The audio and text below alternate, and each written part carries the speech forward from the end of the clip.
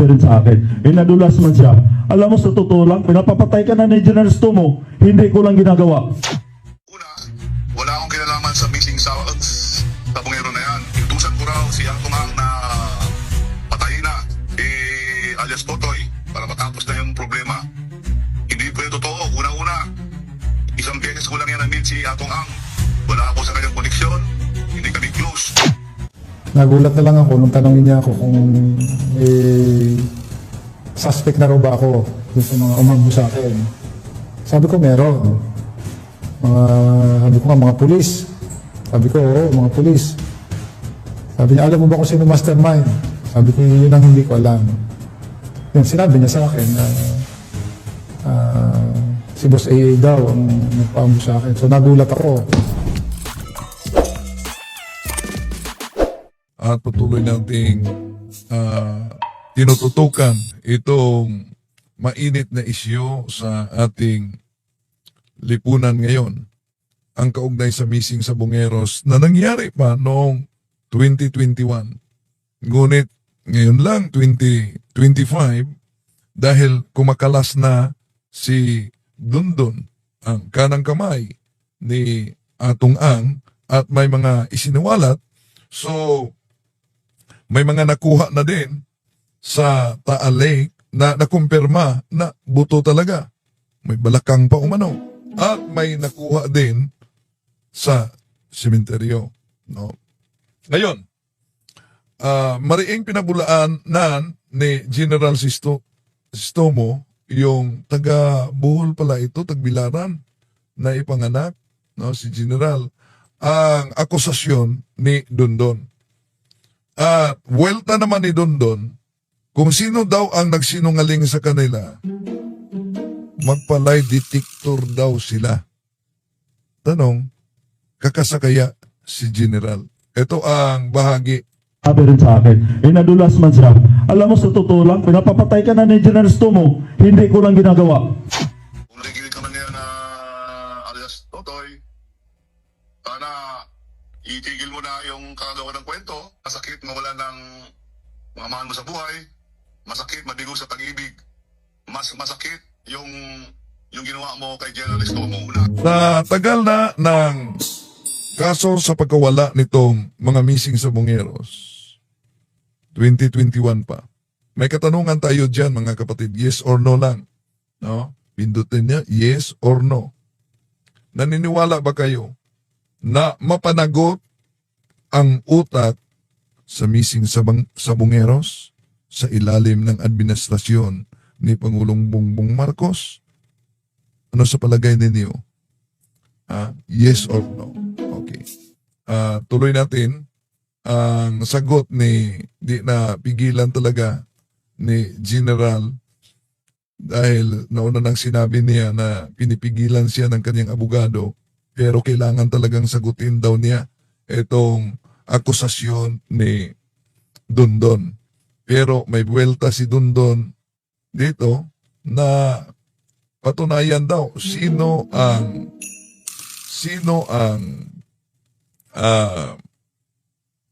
nagsinungaling. Sino ang nagsinungaling? Yan. Magpalay detector daw sila. Wala akong kinalaman sa missing sa bungero na yan. Dahil, kung maalala ninyo, nangyari yung krimen na yan, kung totoo yung krimen na yan, nangyari yan noong 2000. Ay nabasa po din natin. Itapik po ang INC para maraming sikta ang nakakaalam sa totoo. Yes, ito topic natin. Katunayan yan kinbos. Wala ng ministro na naghahamon ng debate. Last na yung kay Ramel Parba. Pagkatapos, asa na ba si Ramel Parba? Sige, i-search nyo sa Google anong nangyari ni Ramel Parba na ministro.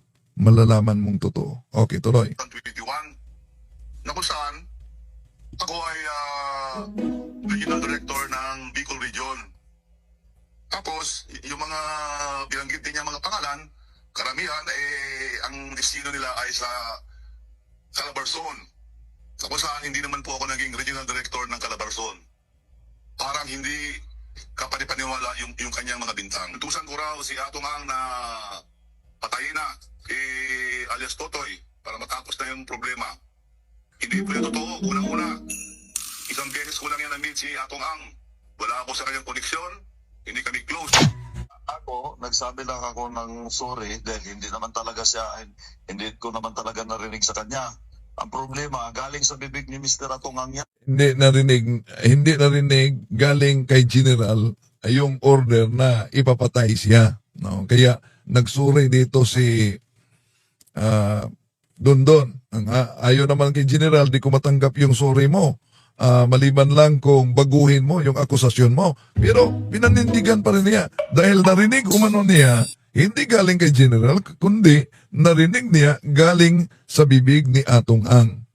Na ang sabi ni Atong Ang, pinapapatay ka na kay General.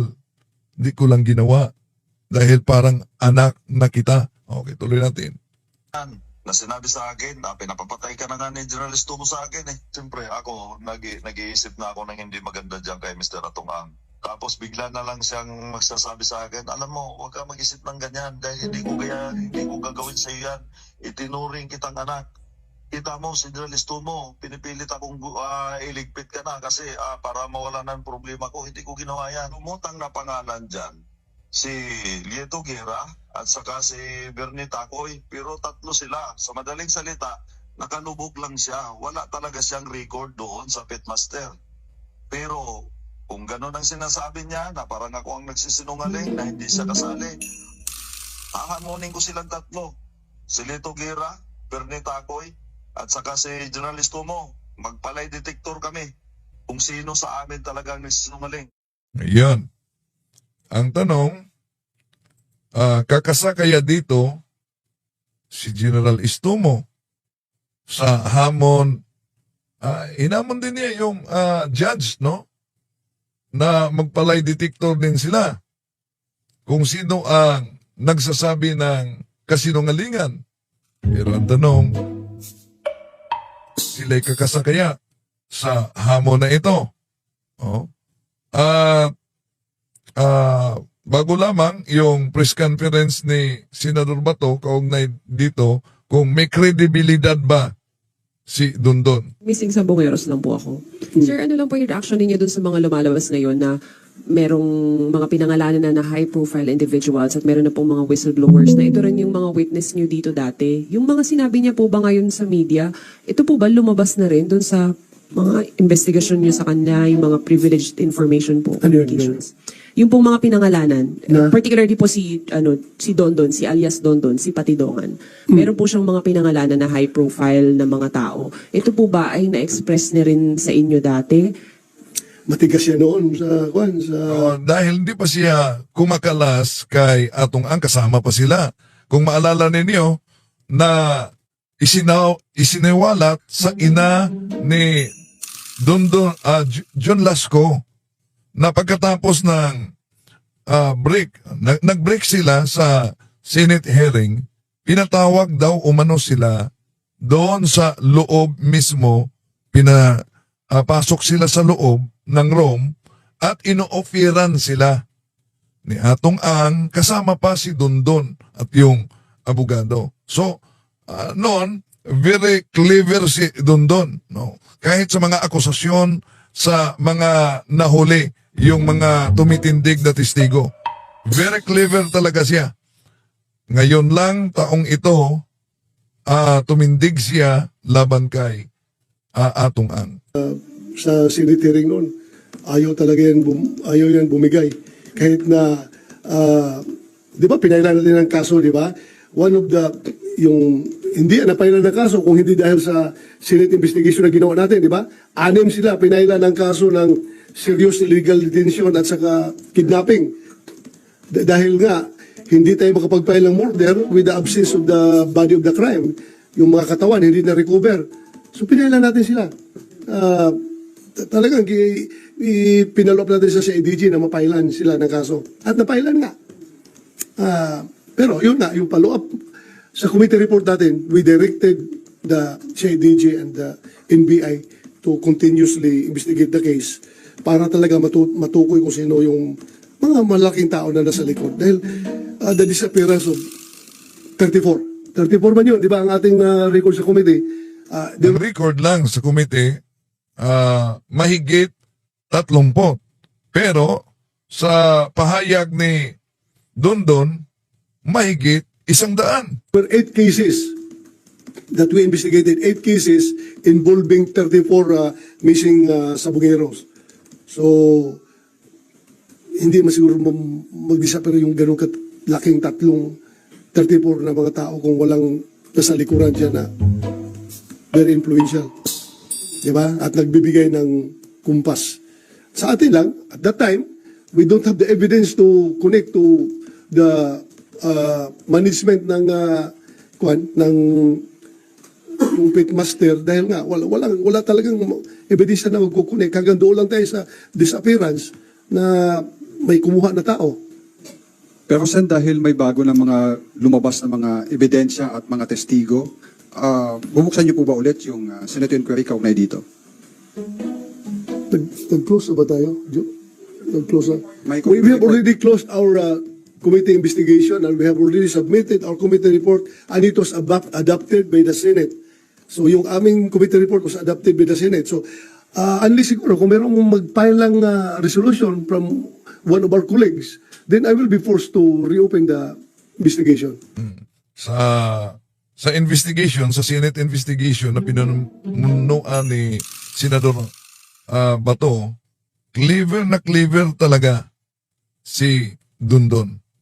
Pero nang kumalas na siya at nasa kamay na siya nila ni PNP Chief Nicolas Torre III, yon.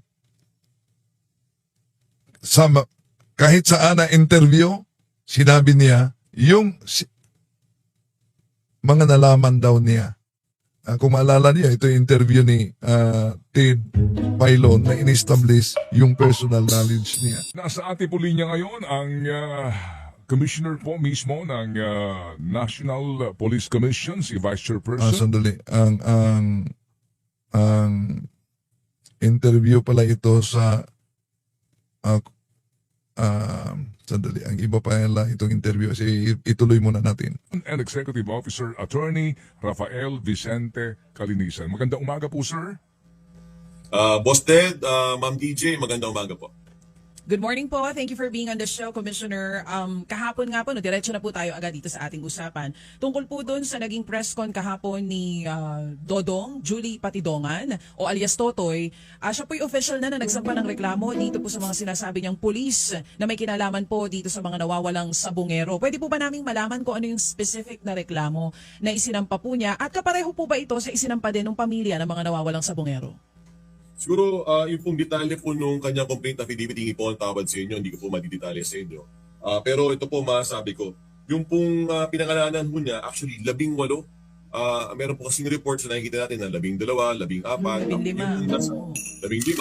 Ang nakapangalan po dito 18 policemen. Sinusubukan po nating himayin ho ngayon yung mga pangalan na ito. It appears po 13 po ang nasa active service, 5 po ang dismissed. And to highlight, yung meron po siyang binanggit na isang pangalan ng, actually 2 pangalan ng general kahapon, hindi lang po isa. Yung pong parehong pangalan ng mga general na yun, wala po dito sa kanyang complaint affidavit. Meron din siya sinabing isa pang pangalan na gusto niyang kasuhan pa. In fact, inutusan niya yung lawyer niya habang nagsasalita siya kahapon na gusto niyang kasuhan pa yung isa pang pangalan. Wala dito. So I'm expecting another complaint affidavit from alias Totoy very, very soon. Oo, yung specific na kaso hindi nyo pa po pwedeng maibahagi sa amin. But since sinabi nyo na po na hindi 12, hindi 15, kundi 18 police officers po yung isinama ni Totoy sa mga kaso kahapon, pwede po ba kayo na mismo, Commissioner, magsabi sino-sino po itong 18 police na ito? Talagang Yung po, yung pong inyong tawad. Yung pong inyong tawad. Detalye po yun ng affidavit, Ma'am DJ. Yung pong posibleng kaso, pwede kong sabihin. Kasi yun, theoretical naman yun.